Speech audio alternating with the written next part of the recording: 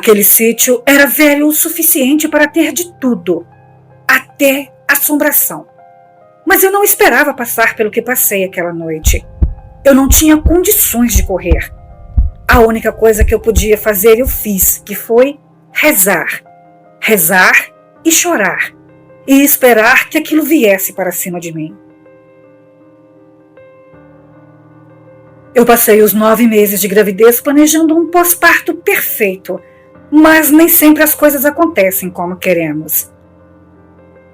A família de meu esposo é uma família que gosta muito de festas e de beber. Sempre que podem, se reúnem para comemorar alguma coisa. Quando não tem nada, inventam. No ano de 1999, um primo do meu marido resolveu que deveríamos nos reunir para passarmos a virada do milênio em um sítio. Combinamos tudo, o que cada um levaria, quantos dias, cardápios. Estava todo mundo animado. Apesar de estarmos com um bebê de apenas 1 mês de idade, meu marido e eu resolvemos ir também, porque precisávamos descansar e nosso bebê era muito tranquilo. Mas, logo que chegamos ao local, numa pequena cidade chamada Bananal, no interior de São Paulo, eu já fiquei preocupada, porque a entrada para o sítio era difícil e as dependências bastante antigas. Os quartos não tinham conforto algum, muito diferente das fotos que vimos. Pensei bem se valeria a pena ficar por ali com o bebê, mas meu marido conseguiu me convencer. Estava um dia muito quente e a piscina parecia muito boa. Aquilo também contribuiu para que eu ficasse. Nos primeiros 2 dias foi tudo muito divertido de fato. A família sempre muito animada, mal dormia. Passava horas na churrasqueira. Do quarto que eu ficava, eu ouvia as histórias mais malucas dos primos do meu marido e da época de adolescentes deles. Eu dormia mais cedo que todo mundo por causa da minha bebê, então eu não via muita coisa. Mas às vezes eu acordava com um copo quebrado ou alguma risada na varanda, já tarde da noite. Aquele povo não dormia, só bebia. No dia 1º de janeiro, estava todo mundo muito bêbado. Dormiram o dia inteiro, porque viraram a noite na piscina. Eu já estava incomodada e cansada dali. Queria minha casa, mas meu marido, não. Ele estava se divertindo tanto que chegamos a nos desentender. O fato de eu tomar conta de um bebê começava a pesar e ele não me ajudava. Queria beber o dia inteiro com os primos e ficar na piscina de conversa fiada. Aquilo já estava me incomodando.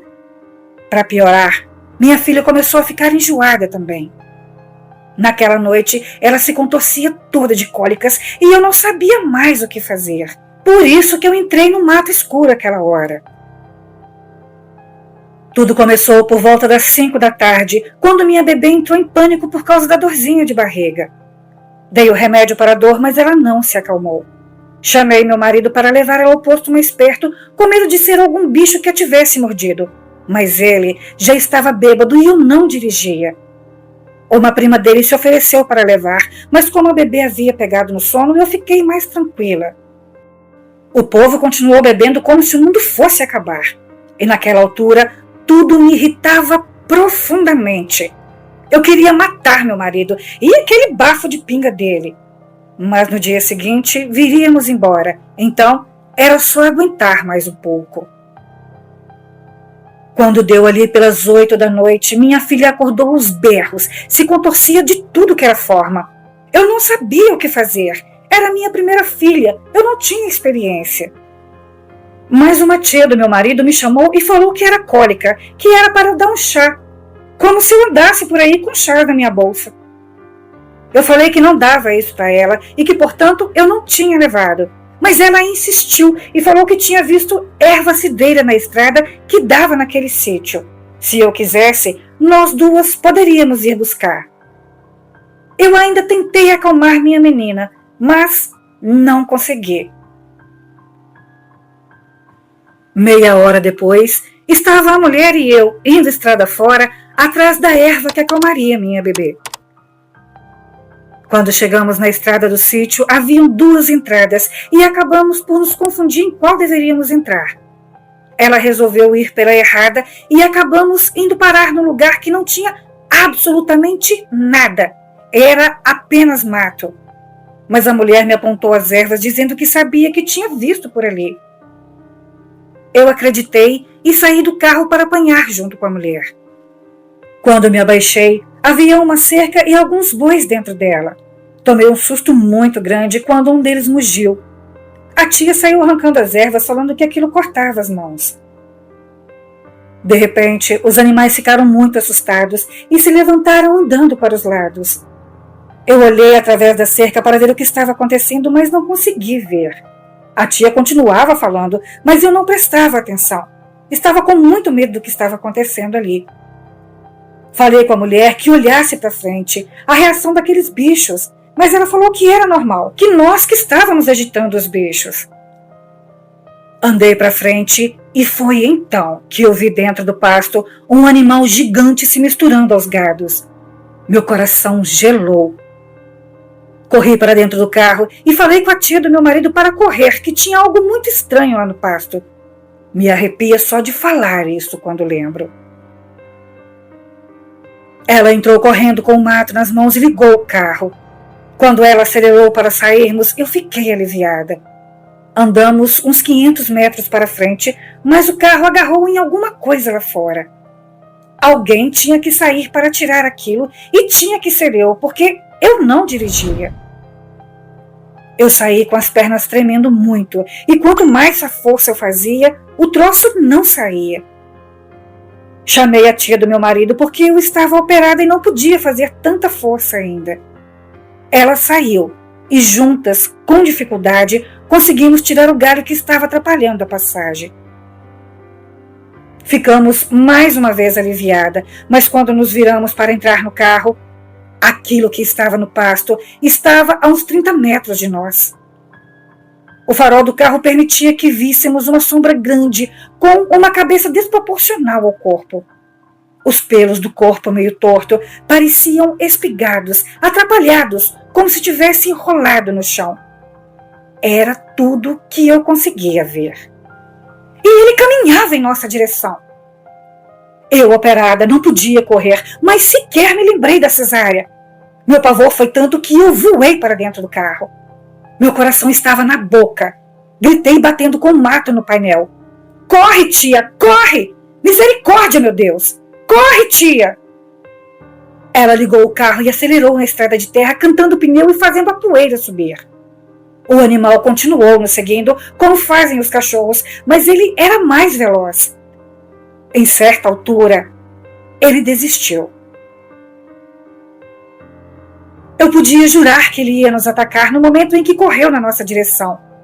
Não consigo explicar o que senti direito naquele dia, mas foi a pior experiência da minha vida. Até hoje tenho pavor de estrada escura à noite. Eu evito muito e não deixo meu marido pegar também. Acho que era um lobisomem. A tia do meu marido também acha. Eu não sei se ele atacou aqueles bois e se ia nos atacar também. Os primos e o meu marido queriam ir lá checar, mas nós não deixamos. Nunca mais volto naquele sítio na minha vida. Mas é bom para quem vai para essas redondezas ficarem de olho à noite, porque eu nunca fui de acreditar nessas coisas. Mas depois do que eu vi, jamais duvidaria. Obrigada. Boa noite.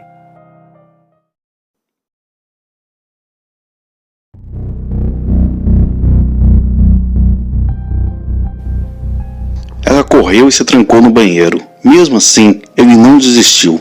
Sua fúria era tanta que os trincos daquela porta antiga, um a um, iam se soltando enquanto Helena, com uma mão protegia o garoto e com a outra tentava escorar os gritos de desespero. Não teve jeito de novo. Ele arrombou a porta, já abalada pelas fugas de Helena, e puxou sua mulher pelos cabelos até a sala, onde a surrou na frente do menino de 6 anos, para mais uma vez lhes mostrar que quem mandava naquela casa era ele. Helena não sabia mais a quem recorrer. A única pessoa que enfrentava aquele homem havia se mudado. Naquela época não se questionava a autoridade de marido, mas a mulher abatida temia pela vida do próprio filho. Numa tarde de chuva, enquanto o cachaceiro covarde dormia sossegado, não sem antes levar a mão na mulher e no filho, Helena juntou alguns trapos e o resto de dignidade que tinha e fugiu. Sem eira nem beira, apenas deixou a casa onde vivia, para nunca mais sofrer os abusos daquele homem brutal. Mas ela precisava se esconder. Se ele encontrasse, estaria morta. De carona em carona, a mulher com o menino pequeno conseguiu chegar à cidade de Triunfo, onde ela sabia que não seria encontrada. Ali vivia Dona Eusébia, irmã da igreja que Helena frequentava. De mudança para Triunfo, Dona Eusébia ofereceu levá-los, mas Helena não teve coragem. Agora, ela seria seu refúgio. Não diferente do esperado, Helena foi recebida de braços abertos e ali tentaria recomeçar a vida. Mas no desespero da fuga, Helena não se lembrou de desfazer das cartas que Eusébio escreveu. Não foi preciso mais do que 5 dias para o maníaco do seu marido encontrar. 4 décadas antes, ali, naquele mesmo sertão, vivia João Timbó, um ex-líder cangaceiro, que espalhou violência por todo lugar que passou. Já na idade avançada, escolheu aquele lugar para viver o resto de seus dias.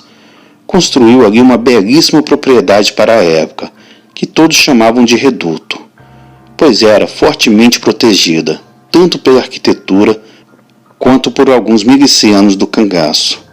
João Timbó tinha riqueza suficiente para 10 gerações, mas não tinha sossego, porque os ataques à sua vida e propriedade eram frequentes.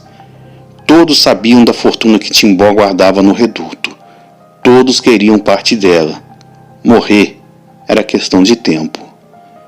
No entanto, antes disso acontecer, Timbó chamou o mais confiável de seus homens e o levou a uma área secreta, ali mesmo no sertão de Pernambuco, na cidade de Triunfo. Timbó fez o homem cavar por várias covas naquele solo seco e ali o fez enterrar a maior parte de seu tesouro. Quando achou que tinha o suficiente, caso fugisse, Timbó matou o homem para ninguém mais soubesse a localização de seu tesouro. Mas o castigo dele estava guardado. Depois que o homem de confiança dele desapareceu, os próprios cancazeiros de Timbó se voltaram contra ele, a fim de tomar-lhe a fortuna. Sendo ele velho e já tomado pela fraqueza, foi preciso apenas que um dos meliantes abrisse o reduto por dentro, para que a turma de fora fizesse a maior das ruaças. Reveraram todo o lugar, mas não encontraram nada. Ameaçaram Timbó, usando a esposa e filhos. Timbó não mostrou apenas uma das covas que continha um único baú, que ele mesmo havia enterrado dentro do reduto. Revoltados com a ganância do ex-líder, os cangaceiros assassinaram um a um de sua família, bem em frente a Timbó. Depois o enforcaram ali mesmo, bem em cima de seu baú. Tocaram fogo como estavam acostumados. Derrubaram todas as paredes do reduto e escavaram todo o terreno, para só então chegarem à conclusão que o tesouro de Timbó era de fato aquele pequeno baú. Em posse de um grande valor, porém muito menor do que a real fortuna do ex-líder, os cangaceiros deixaram a cidade para nunca mais voltar. Muitos já disseram que ouvem gemidos de dor por ali, da esposa, dos filhos e do próprio cangaceiro. Mas isso não impediu que inúmeras pessoas tentassem encontrar o tesouro dele. O terreno, todo ao redor do que hoje chamam de antigo reduto, foi por incontáveis vezes escavado, não tendo sido sequer uma única moeda encontrada. Quando Helena viu seu marido chegar no quintal de Dona Eusébia, o sangue fugiu do seu rosto. Ela precisava fugir, mas não havia para onde. Helena encarou a triste realidade e atendeu o marido, que cordialmente a aguardou na sala. Depois de explicar que precisava de uns dias, Helena concordou voltar para casa com o homem. Mas do quarto onde o menino dormia, teve a brilhante ideia de fugir novamente. Helena sabia que a próxima surra podia matá-la. mas não estava disposta a colocar o filho em risco. Foi fazer as malas e, pelos fundos, em meio à escuridão, correu com o menino pelo sertão adentro, pedindo a Deus que lhe ajudasse e desse tempo.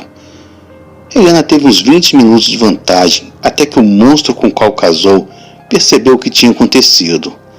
Agrediu a dona que acolheu a mulher e partiu atrás de Helena, disposta a acabar com a vida dela de vez. O marido abusador foi até onde deu com os carros, o alcançando rapidamente, e seguiu a pé o mesmo caminho que Helena e o filho fugiram. No meio da caatinga, começou a gritar por ela, pelos piores nomes enquanto o menino chorava, protegido pela mãe. Helena continuou escondida, quando sentiu uma forte dor na nuca. Era o marido lhe coroando com a espingarda. Helena sentiu sangue na garganta e as lágrimas quentes rolando o rosto abaixo. Era o fim. O fim do marido. Porque Helena, quase congelando, sentiu um calor de repente, uma claridade que lhe chegava aos olhos. Teve medo de olhar pensando que o marido estivesse ateando fogo, única maldade ainda não testada por ele. Mas quando ela abriu os olhos, finalmente o que viu foi uma mulher vestida de branco, com cabelos dourados envolto no que parecia um cometa. Helena firmou para enxergar direito, mas não era possível. A luz era muito forte que ela podia suportar. Seu marido caminhava para a bola de fogo sussurrando, "Mãe de ouro", como se estivesse encantado, hipnotizado. Helena observava com as mãos nos olhos, como se estivesse sonhando. Seu marido acompanhou a mulher então sertão adentro, de onde nunca mais foi visto, nem encontrado. O menino e a mãe ficaram em choque por alguns minutos, e quando a escuridão do sertão voltou a incomodar, o choro de um acordou o outro, do que parecia um sonho. Helena abraçou o menino e pegou a espingarda do chão, ainda muito confusa. Quando se levantou, viu algo brilhando, de onde surgia aquela bola de fogo. Era ouro. Com a ponta da espingarda, Helena bateu no chão seco, e quanto mais batia, mais ouro encontrava. Era o tesouro de João Timbó, escondido há 4 décadas bem no quintal de Dona Eusébia, com quem Helena dividiu o tesouro e o resto de sua vida finalmente em paz.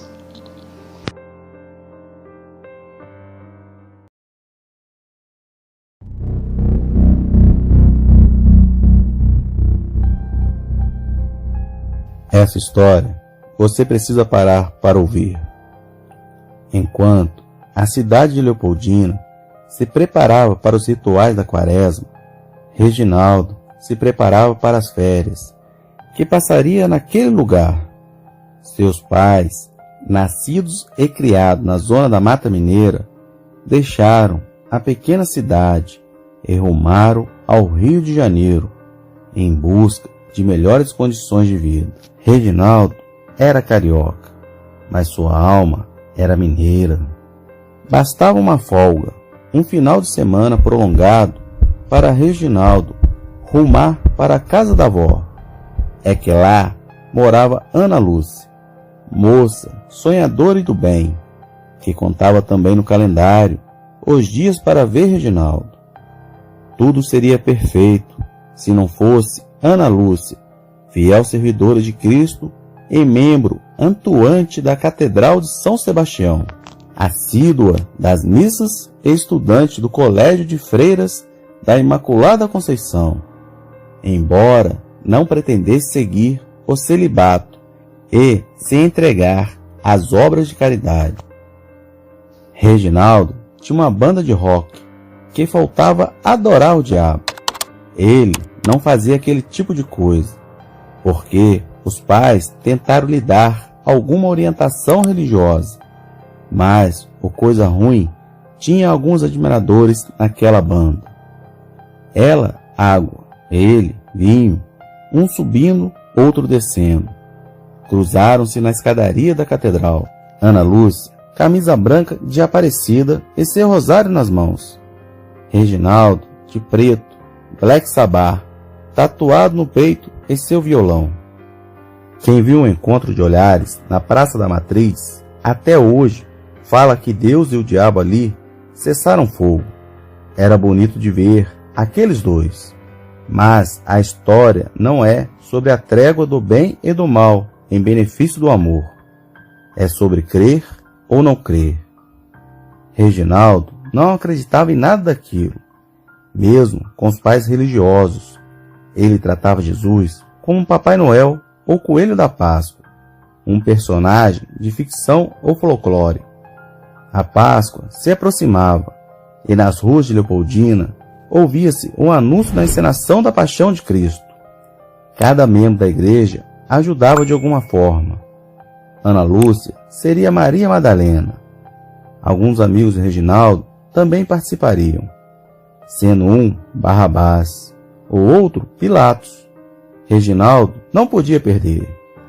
Ele já havia visto essa movimentação na cidade outras vezes, mas nunca uma namorada participaria. Ele estava, no mínimo, curioso. Reginaldo admirou a estrutura montada ao redor da catedral. Havia uma passarela de madeira que corria por todo a frente do Colégio Imaculada, por onde, mais tarde, os soldados romanos e Jesus caminhariam. Por ali também correu Judas antes de se enforcar, cena que impressionou Reginaldo e todos que assistiam.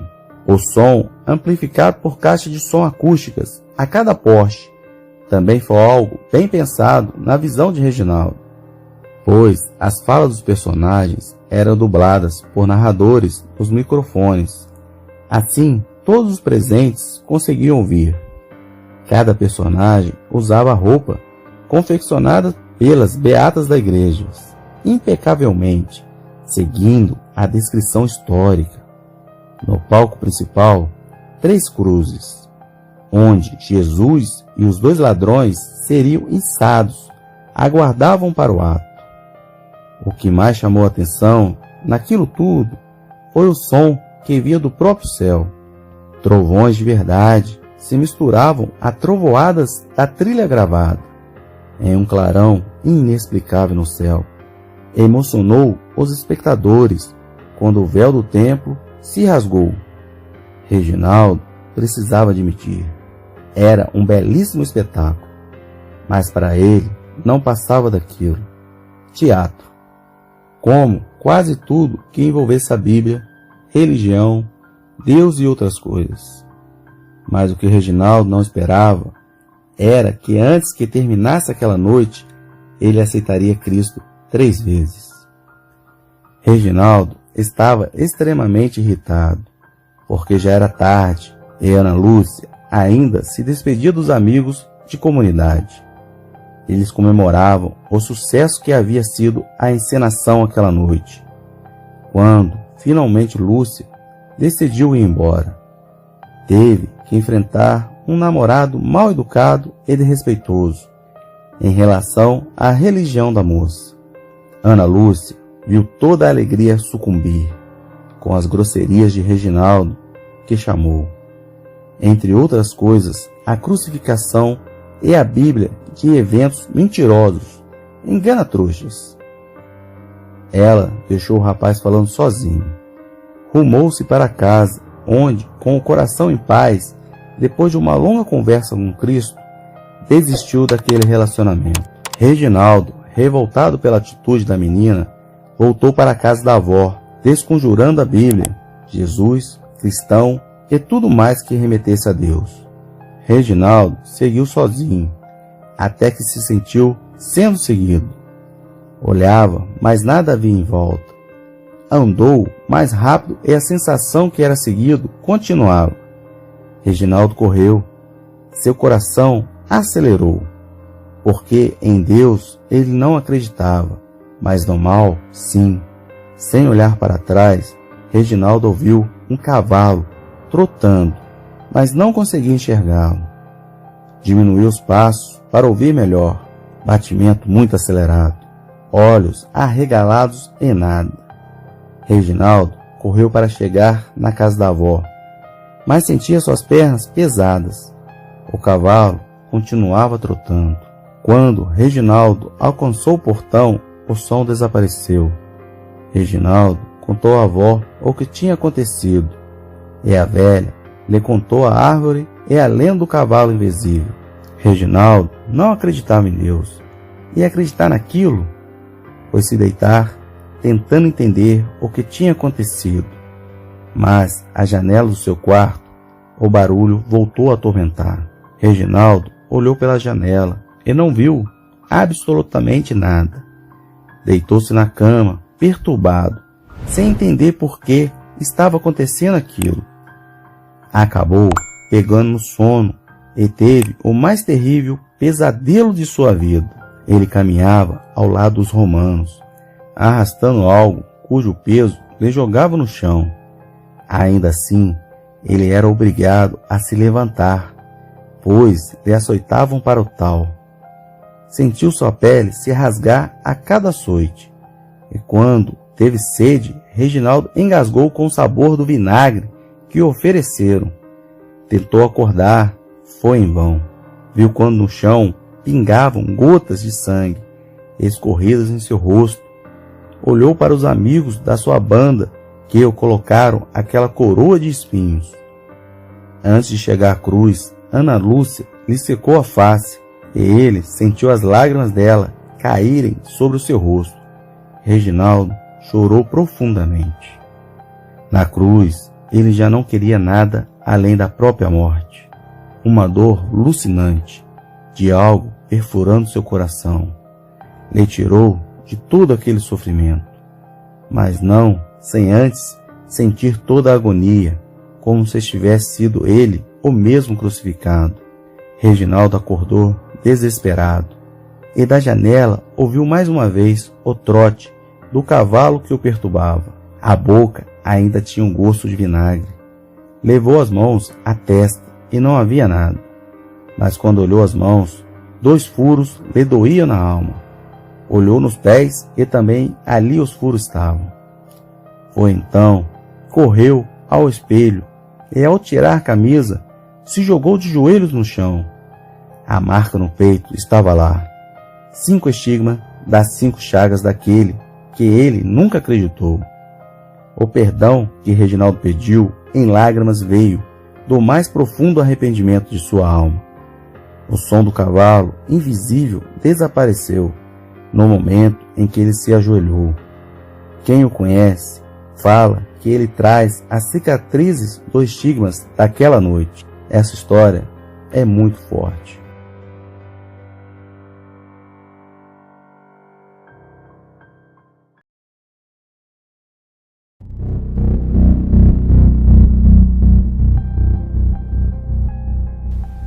O caipora é o habitante das matas. Ele é ágil, reina nas florestas, protege os animais e destrói os caçadores.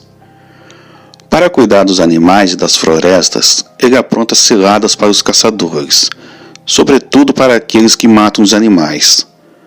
O caipora afugenta as presas, espanca os cães farejadores e desorienta os caçadores, simulando ruídos dos animais nas matas. Assobia, estala galhos e assim dá falsas pistas, fazendo com que os caçadores se percam nas matas.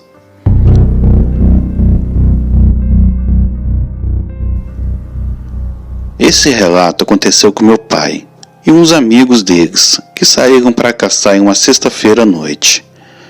Meu pai tinha 17 anos e combinou com 3 amigos de irem caçar na sexta-feira. Tudo certo. Pegaram os cachorros e foram. Era uma caminhada de 2 quilômetros até a mata onde iriam caçar.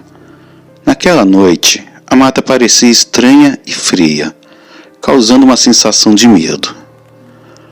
Meu pai ficou meio cismado de ficar ali, mas antes que ele pudesse falar alguma coisa, os cachorros entraram mata dentro, e assim não tiveram alternativa a não ser ir atrás. Andaram pelo mesmo trajeto de sempre, viram alguns animais, mas erraram os tiros. Meu pai e os amigos estranharam, porque nunca erravam, e naquela noite eles estavam errando todos os tiros. Chegaram em uma árvore que ficava próxima a um pequeno rio. Sentaram, sem falar em nada. Depois de alguns minutos ali, eles escutaram como se fosse uma pessoa correndo, próximo onde eles estavam. Um dos amigos de meu pai falou que era o caipora, que está rodeando a gente. Mandou que ficássemos espertos. O outro amigo riu e falou que isso era lenda. Vocês estão mesmo acreditando nisso? Meu pai então disse: eu acredito. Explica então a gente não ter matado nenhum bicho hoje. De repente, sentiram batidas de um cipó e saíram correndo, voltando pela trilha. E para a surpresa deles, saíram na mesma árvore que estavam antes. Eles não podiam acreditar. Correram por outra trilha e saíram no mesmo lugar e apanhando com a urtiga. Meu pai falou: chega, não aguento mais, para. Meu pai fumava e lembrou-se de um pedaço de fumo de corda que estava no bolso. Ele tirou e colocou no tronco da árvore. Pegaram a trilha e assim conseguiram sair da mata. Não viram os cachorros, eles chamavam e nada deles responderem. Foram embora e quando estávamos já próximo à fazenda, aí sim avistaram os cachorros. Meu pai se perguntou como que eles haviam chegado por ali e por que eles o abandonaram, porque os cachorros nunca o haviam abandonado antes. Meu avô virou e disse: faz um tempo que eu achei que vocês vinham também. Mas o tempo passou e nada de vocês chegarem, e eu já ia atrás de vocês. Meu pai contou para meu avô o que tinha acontecido, e meu avô disse: isso é realmente coisa do caipora. Melhor vocês darem um tempo de caça. E foi isso que eles fizeram.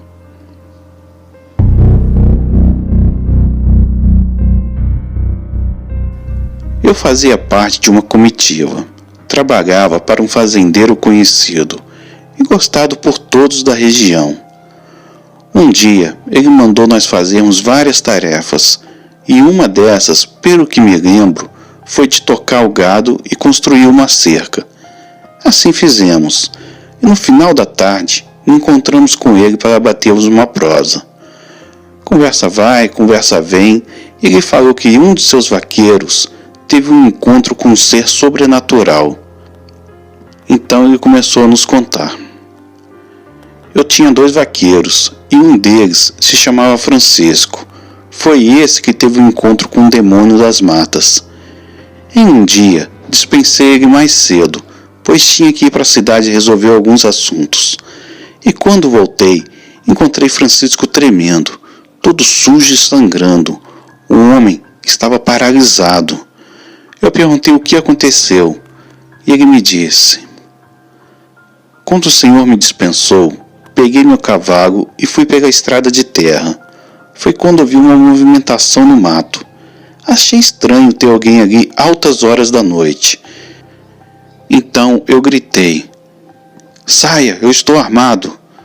Só que o que estava ali dentro não saiu. Então eu disse: eu vou atirar. E assim que coloquei a mão no revólver, senti uma batida nas minhas costas, o que me fez cair desacordado no chão.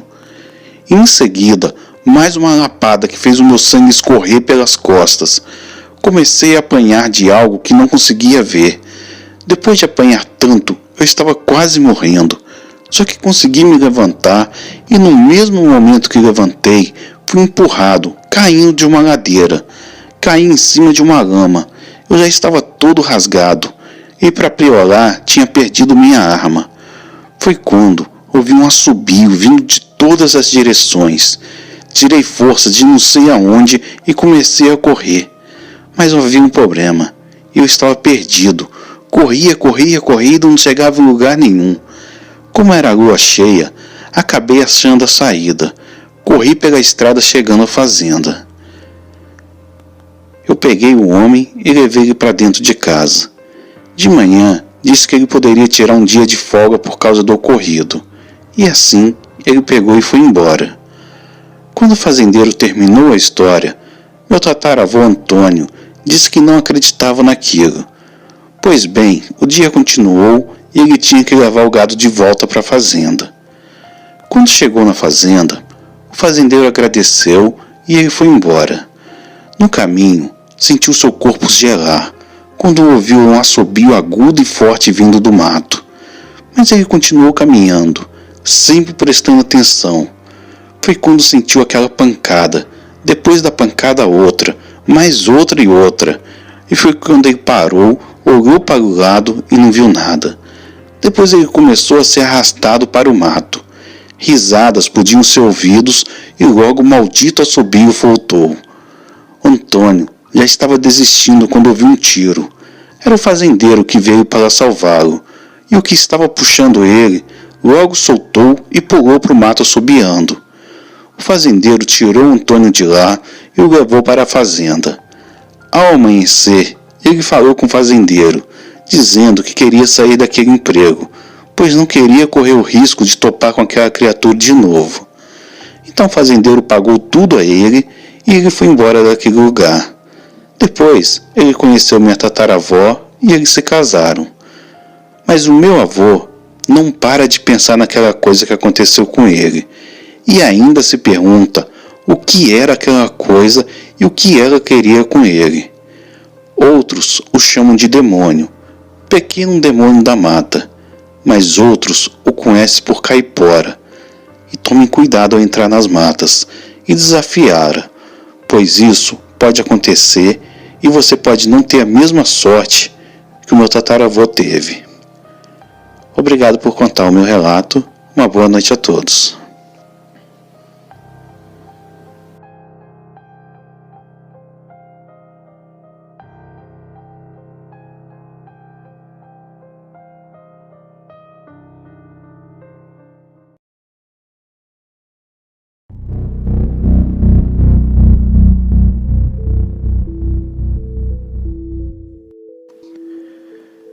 Eu voltava de Juiz de Fora para Rio Pomba, ainda meio sonolento depois de um plantão de 24 horas.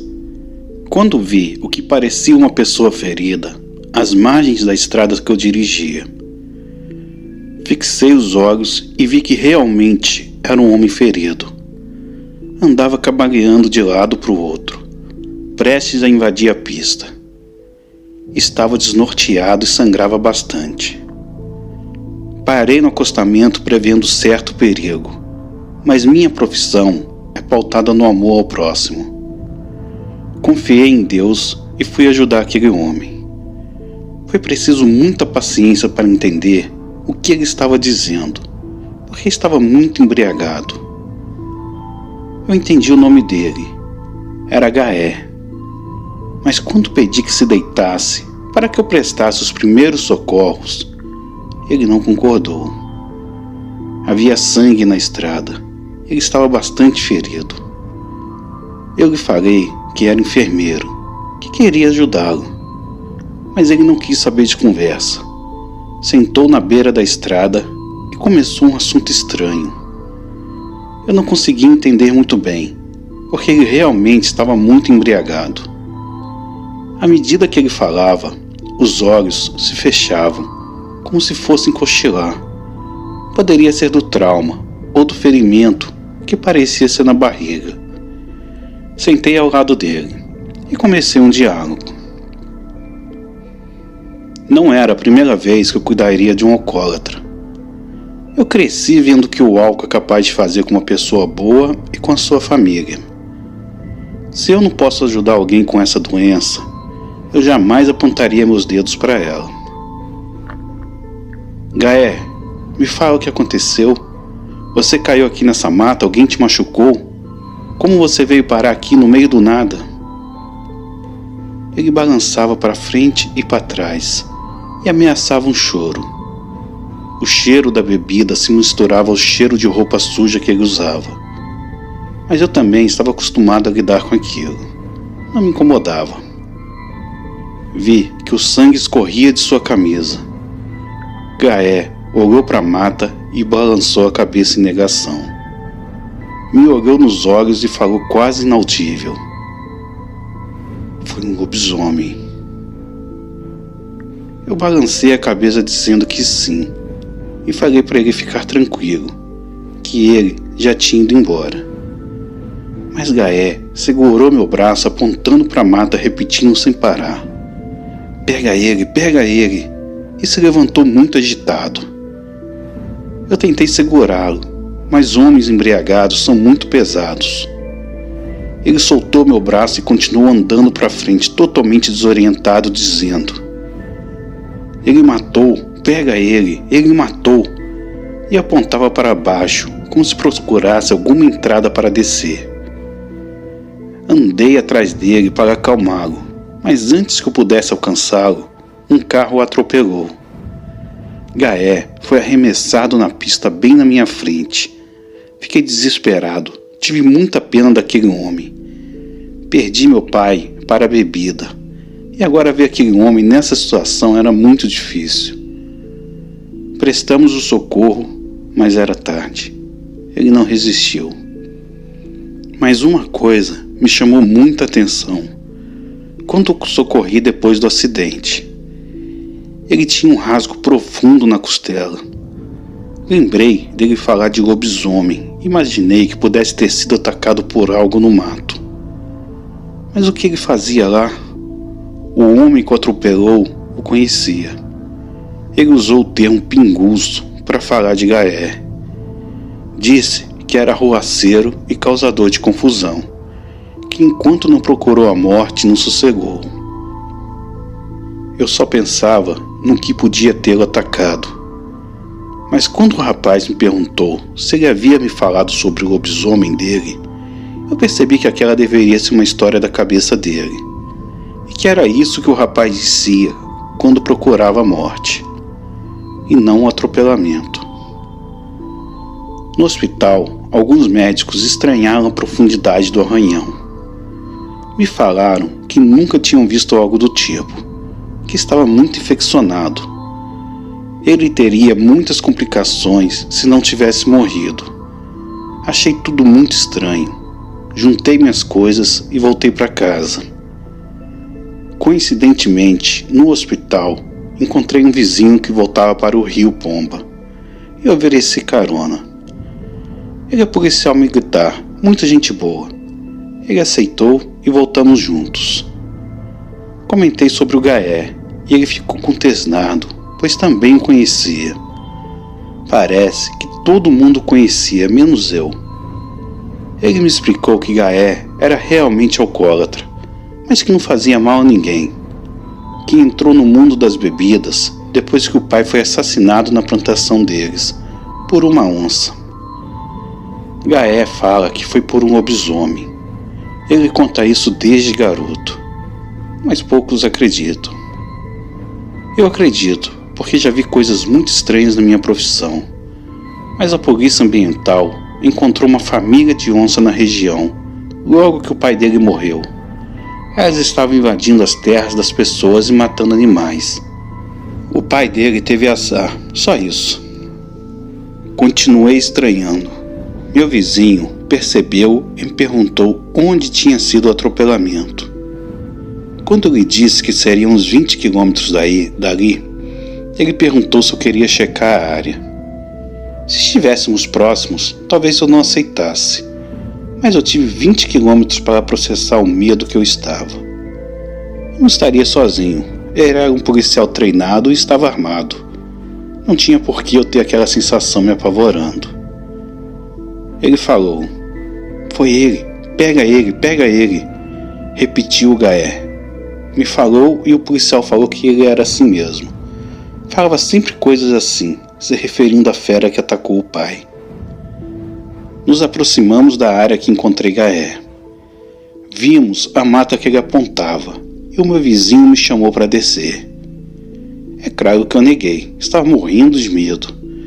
Mas ele falou que só veríamos ali pelas estradas, então resolvi descer. Mas quando ele entrou na mata, parecia que algo o possuiu. Ele ia cada vez mais para dentro. Eu não sabia o que fazer, estava muito apavorado de estar ali. Chamei ele diversas vezes para voltar, mas eu não voltaria sozinho de jeito nenhum. Então acabei acompanhando ele mata dentro. Ele andava como se já estivesse acostumado.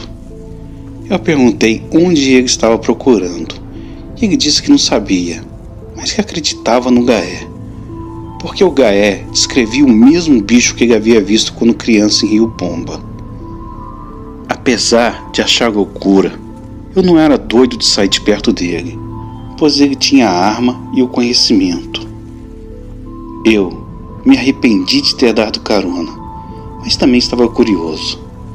Ficamos parados por um tempo, acho que uns 5 minutos, já querendo voltar, porque não tinha nada naquele lugar. Nunca me senti tão aliviado, porque mesmo que não fosse um lobisomem, poderia ser outro bicho, como que feriu o Gaé e o meu vizinho. O meu vizinho não estava racionando muito bem. Voltamos por um caminho que não dava para ver a estrada acima das nossas cabeças. Eu olhava para o chão iluminando com meu celular e já iria descarregar. Por isso, não vi quando meu vizinho parou. Ele colocou as mãos para me cercar e quando eu levantei a cabeça, minhas pernas mal me sustentaram.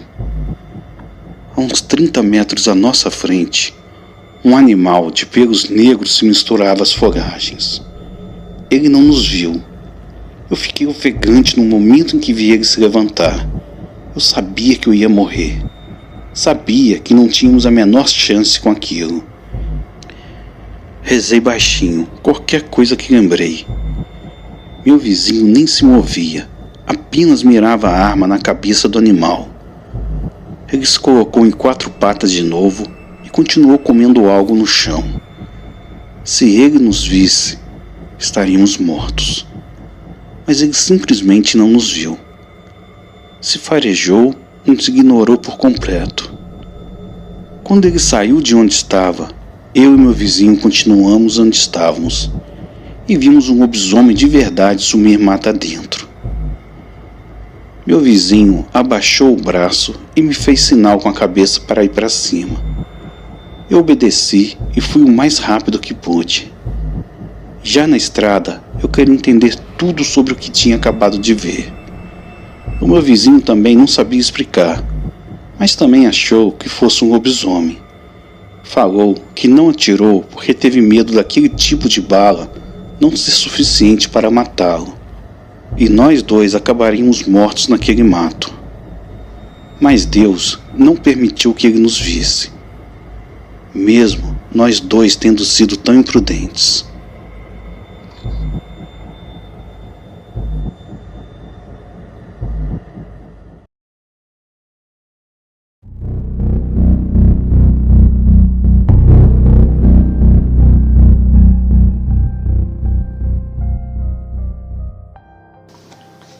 Na época do acontecido, morávamos em um sítio.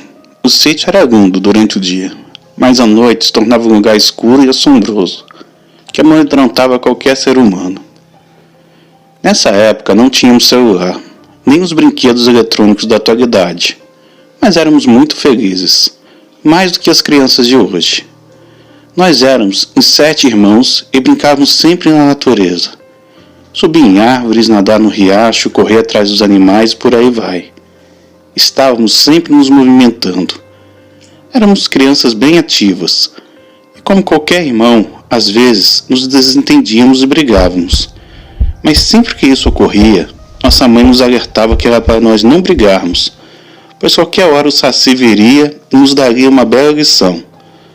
Nós nunca ligamos, ríamos e achávamos engraçado o modo como nossa mãe falava. Mas estranhamente, sempre que começávamos uma discussão, que na maioria das vezes acontecia porque estávamos jogando baralho ou burrinha, e quem perdia não aceitava, e aí começava a confusão, era uma gritaria, palavrões e às vezes a gente se pegava no tapa mesmo. Nossos pais tinham que entrar pelo meio e separar aquela confusão. Nossa mãe, como mãe de 7 filhos, um atrás do outro, já era bem desprovida de paciência. Então, ela logo dava umas chineladas e acabava com as brigas, e cada um ia para sua cama dormir. Já disse antes que nós éramos 7 irmãos e o mais novo tinha 5 anos, o mais velho 19. Então era comum os mais velhos cuidarem dos mais novos. E lá em casa não era diferente. Quando os meus pais saíam, nós, os irmãos mais velhos, ficávamos responsáveis por cuidar dos pequenos. Antigamente, quando alguém falecia, os vizinhos passavam a noite velando o defunto e ajudando a família do morto. E no dia que o senhor Urbano, dono do sítio do lado, faleceu, nossos pais seguiram para a casa dele. Eles iriam passar a noite lá para ajudar a família.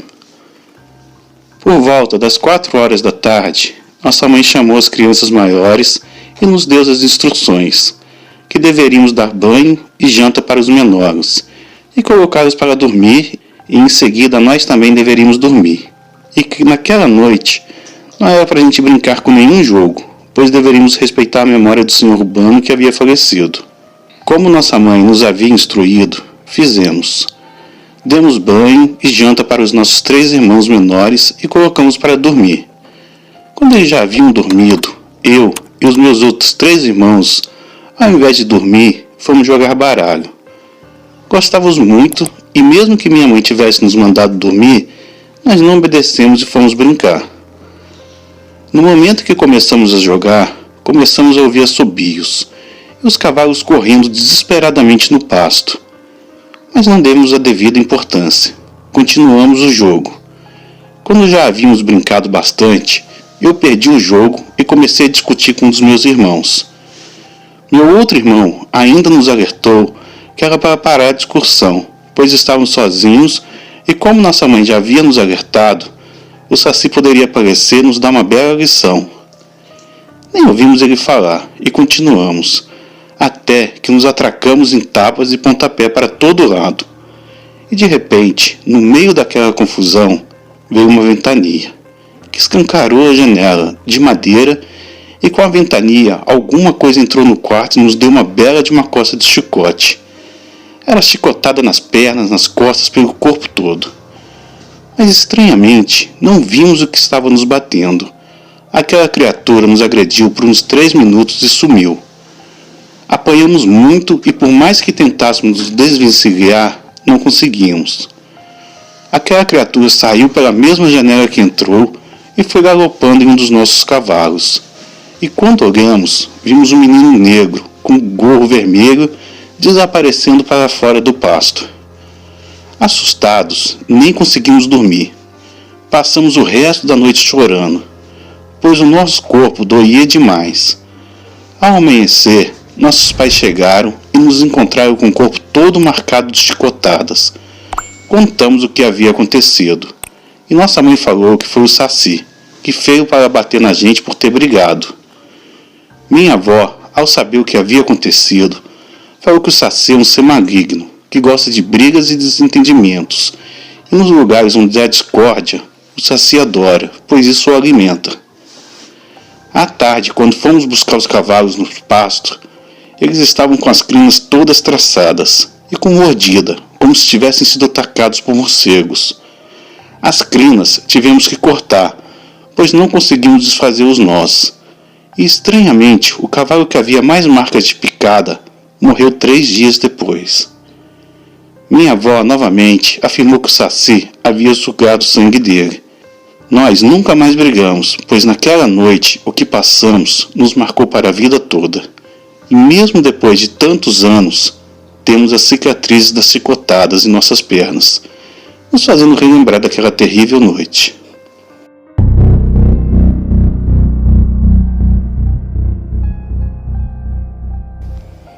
No ano de 1959, minha mãe saiu do sítio de onde morava por conta da saúde da mãe dela. Elas vieram morar na cidade, que na época não havia muitas casas. A vila onde foram morar era bem pequena, e por ser um bairro novo, tinha muitas casas sem iluminação. Muitos dos moradores tinham animais que ficavam soltos próximos das casas, tarde da noite. Todos ouviam os cavalos correndo e assovios muito finos. Quando amanhecia, os donos dos animais viam que algo havia feito tranças nas crinas dos cavalos. Minha mãe fala que os assovios eram medonhos, ninguém se atrevia a sair de casa. Minha mãe era uma criança de 8 anos. Seu pai conta que eles moravam em uma fazenda que era assombrada pelo Saci. Durante o dia era tudo normal, e quando ia entardecendo, o meu avô falava para todos entrarem e fecharem as portas, e logo ouviu os cavalos correndo pelo pasto, e de manhã as crinas estavam todas trançadas que ninguém conseguia desmanchar. Então cortavam as crinas de todos os cavalos, e assim as travessuras eram feitas dentro e fora de casa. Meu avô contou para um senhor que morava em um sítio vizinho, e ele falou que só acreditaria se visse e ouvisse os assovios do Saci. Meu avô falava para ele parar de duvidar, que com essas coisas não se brinca. E ele respondia: com todo o respeito que tenho pela sua família, eu não acredito. E encerravam o assunto. Em um dia, uma pessoa que morava na colônia estava passando mal, e só aquele homem que duvidava da existência do Saci tinha carro. Meu pai foi chamá-lo e enquanto estavam trazendo a pessoa, ele ficou no carro, esperando. Foi aí que todos ouviram um assovio muito alto e medonho bem perto. Todos saíram correndo para ver se o homem estava bem, e viram ele agarrado ao volante com os olhos arregalados e completamente surdo. Demorou alguns meses para ele voltar a ouvir, e quando perguntava o que ele tinha visto, ele respondia que o assovio deixou ele completamente sem noção. Portanto, ele não conseguiu ver nada, mas também nunca mais duvidou de mais nada.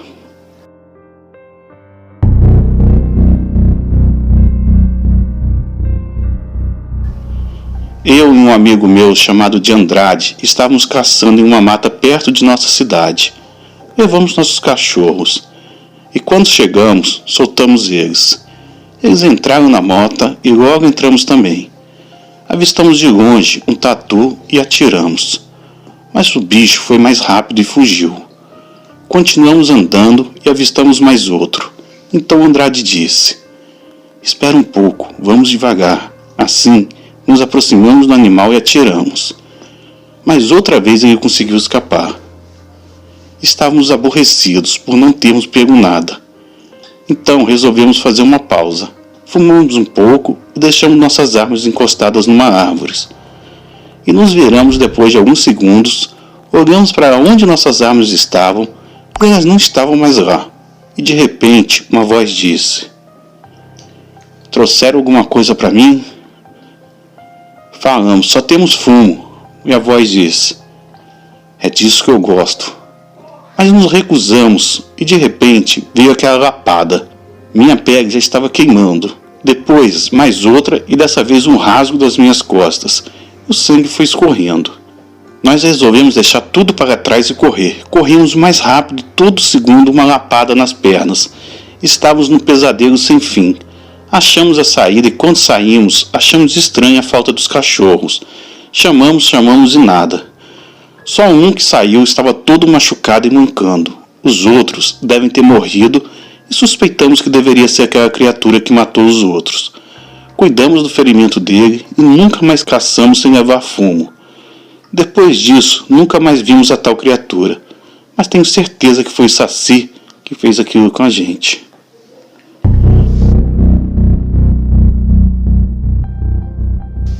O meu pai, chamado Francisco, sempre ia caçar à noite, e minha mãe dizia para ele parar um pouco com essas caçadas à noite. Ele respondia que se aparecesse um ladrão, ele meteria bala. E um dia ele saiu, e mal sabia ele no que estava se metendo. Ele saiu em uma pedra, encontrou um velho de barba branca fumando um cachimbo e o velho disse: tem fumo para mim? E meu pai falou: tenho não, moço. O velho então disse: pois você vai se arrepender. Então se levantou e foi embora. Meu pai não deu atenção e continuou a caça. Matou muitos animais. E quando estava saindo, ouviu um assobio e uma risada grossa. Ele disse: quem é que está aí? Mas não teve resposta. Depois o assobio continuou, em seguida um redemoinho. Era lá de dentro que vinha a risada. Meu pai, já sabendo do que se tratava, disse: me deixe em paz, coisa ruim. E de repente, o redemoinho parou e de lá saiu um menino negro pequeno, fumando um cachimbo e usando um gorro vermelho. A criatura disse: não quis me dar o que eu queria? Logo, meu pai gelou. Aquele velho negro era aquele menino, e aquele menino era o Saci. Meu pai, que sempre foi religioso, pegou seu crucifixo e disse: Sai coisa ruim, aqui você não tem poder. E assim que ele disse isso, aquela criatura sumiu. Meu pai saiu dali correndo o mais rápido que pôde. E desde esse dia, meu pai nunca mais saiu à noite.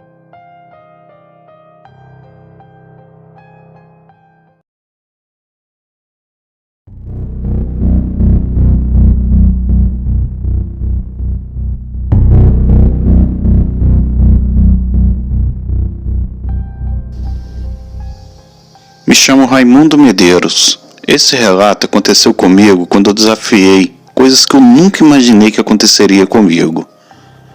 Quando eu era moço, trabalhava fazendo bicos de pedreiro. Sempre fui feliz com o meu trabalho, ajudava todo mundo. E quando chegou para mim um trabalho de construir um banheiro, a pessoa que tinha me contratado era uma mulher. Se chamava Maria. Era muito bonita e como era meu trabalho, eu fui. Peguei minhas coisas e chegando lá fui muito bem recebido. E logo a moça falou: soube que você é o melhor pedreiro que existe na região.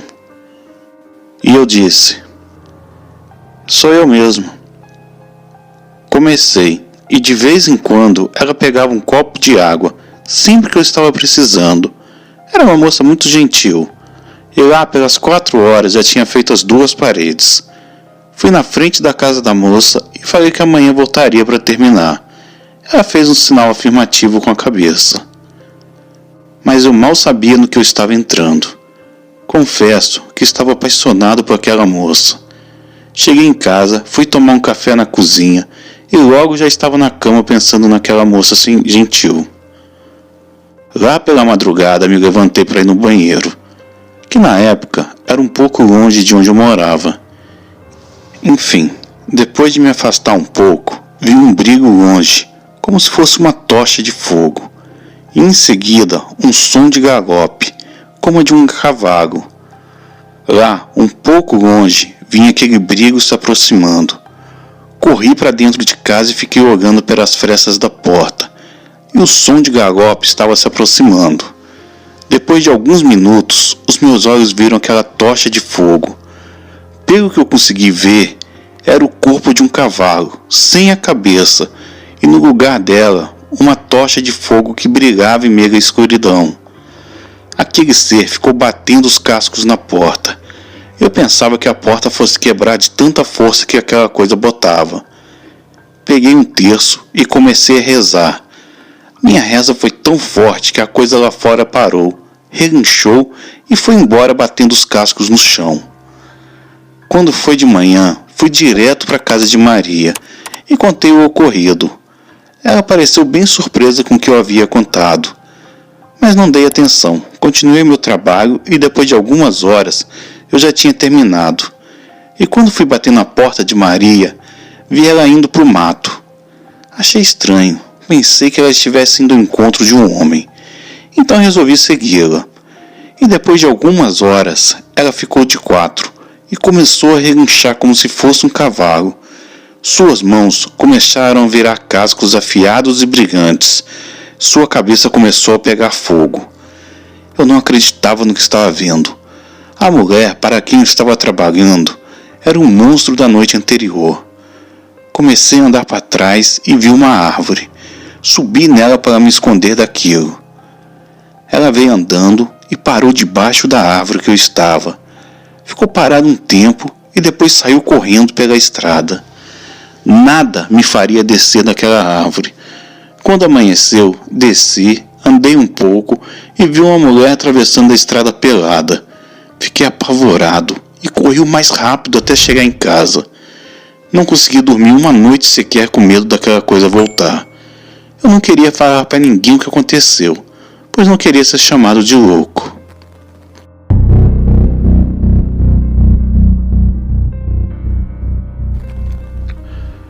Boa noite, me chamo Fernando e o que eu vou contar aqui é muito real.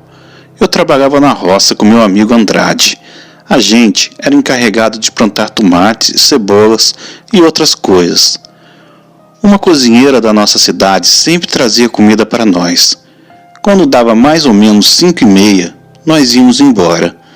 Era bem pacata a nossa rotina. Mas em um desses dias, o Andrade ficou doente e eu tive que ir sozinho. Peguei uma enxada e fui. Trabalhei, e quando a mulher que trazia nossa comida chegou e falou: moço, é melhor o senhor maneirar nesses horários. Então falei: não se preocupe comigo, eu fico bem. Ela me deu a comida e foi embora. Continuei o meu trabalho e quando deu o mesmo horário de sempre fui embora. Tinha uma ladeira muito grande que eu cortava caminho por ela para chegar mais rápido. Foi por uma pequena trilha, mais ao longe, que eu vi um brilho, parecendo uma fogueira. Não liguei, pensei que fossem algumas pessoas por ali. Mas quando estava quase me aproximando da luz estranha, aquilo se virou para mim. Aquilo relinchava parecendo um cavalo. Mais do que depressa, ela estava em posição de me atacar. Larguei a enxada e saí correndo. Logo atrás, aquela coisa me perseguia. Cheguei na parte da descida. Fui por ela, mas tropecei em uma pedra e rolei descida abaixo. Me levantei e olhei para trás. Aquela criatura continuava atrás de mim. Vi um cercado e pulei por ele. Só que eu pulei de uma vez e um pedaço de minha calça ficou no arame. Corri o mais rápido por aquele mato, sem saber onde estava indo. Depois de uns minutos, percebi que estava perdido. Fiquei em desespero. Andando um pouco, dei de cara com aquela coisa outra vez. Percebi que ela não tinha cabeça e seus cascos eram fiados. Não adiantava correr. Então rezei tanto que ouvi os passos da criatura se afastando. E quando abri os olhos, ela não estava mais lá. Mas não arriscaria sair dali e topar com ela de novo. Subi numa árvore e passei a noite lá. De manhã desci e tentei achar a trilha pela qual tinha vindo. Quando achei, pulei o cercado e fui pelo caminho de sempre, passando pelo caminho de onde eu tinha visto a coisa. Vi que tinha roupas lá, e eram de mulher, e onde aquela coisa estava, a mata ao redor estava queimado. Mais do que depressa corri. Quando cheguei na minha cidade, falei para a mulher que trazia comida o que tinha visto. E ela disse: isso não é coisa desse mundo. E as roupas que você viu eram de mulher. E aquela coisa era a mula sem cabeça. A mulher que vira mula sem cabeça está amaldiçoada. Por isso vira esse demônio. Eu fiquei arrepiado. Desde esse dia, venho um pouco mais cedo, para não topar mais com aquilo, e tenho medo até hoje daquela coisa. Eu tive sorte de escapar com vida. Tome cuidado nessas estradas, pois nunca se sabe o que podemos encontrar. Uma boa noite.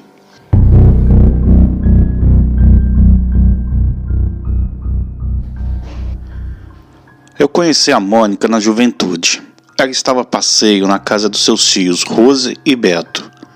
Ela morava em um sítio da família que ficava em Goiás. Por ser muito amiga de sua tia Rose, não foi difícil fazer amizade com a Mônica. Eu e ela ficávamos horas conversando. Mônica tinha uma marca de ferida no braço e muitas vezes ela sentia dores. Eu, muito curiosa, perguntei como ela tinha se machucado e quanto tempo fazia. Ela me falou que fazia 8 meses e como se machucou, talvez eu não acreditaria e acharia ela louca. Eu falei: pode falar, eu acredito sim. Então ela contou. Era um final de semana de uma quaresma. Eu sempre guardava a quaresma certinho, mas na sexta-feira ia ter uma apresentação de um grupo musical que eu amo. Eu queria muito ir. Ninguém lá de casa iria comigo, por causa da quaresma, e nós nunca desrespeitamos, mas era só aquela noite. Minha mãe falou: se você quiser ir, vai por sua conta própria. Se arrumar alguém para ir, beleza, mas se não arrumar, se vira. Só não vai passar a noite na rua. Venha para casa de qualquer maneira. Então eu fui falar com amigos, mas ninguém queria desrespeitar a quaresma. Então eu me arrumei e fui. Pensei: é noite de lua cheia, não terei problema. Enfim, a pé para casa e não fica muito longe. Quando saí, minha mãe ainda me falou: para com essa bobeira, menina, fica em casa. Mas eu só dei um abraço nela e saí. Me deu um aperto no peito, quase resolvi ficar. Mas era a minha banda preferida, eu queria muito ir. Então eu fui. Eu curti muito. Mas já passava de 1h da madrugada e eu resolvi ir embora. Afinal, eu estava a pé. Fui saindo da cidade e pegando uma estrada rural. Estava até gostoso, mas aquele aperto no peito continuava. Apertei o passo para chegar em casa logo. Foi quando eu escutei galopes de cavalo e gritos altos de arrepiar a espinha. Gelei e pensei: meu Deus, é a mula sem cabeça. E agora o que eu faço? Não tinha onde eu me esconder. Pensei em um jeito de pular a cerca e rezar para ela não me ver. Quando eu estava acabando de pular a cerca, eu levei um coice forte que fui parar longe. Eu escutava os gritos muito alto, parecia estar em cima de mim. Olhei de onde vinham os gritos e lá estava ela, na estrada, dando coices nas estacas. Pensei que ela queria me pegar. Eu estava muito ferido e não conseguiria levantar para correr. E os gritos estavam ficando longe. Então eu apaguei. Acordei no hospital com minha mãe e meu pai, ali do meu lado. Minha mãe falou: graças a Deus que você acordou. Nunca mais você vai sair de casa na quaresma. Ela falou que estava preocupada, porque eu não chegava nunca, e eles viram a mula passar. Então eles pensaram: a mula pegou a Mônica. Então saíram pela estrada e me viram jogada no pasto, toda machucada. Me levaram para o hospital. Não teve nada grave, só os machucados que logo vão sarar.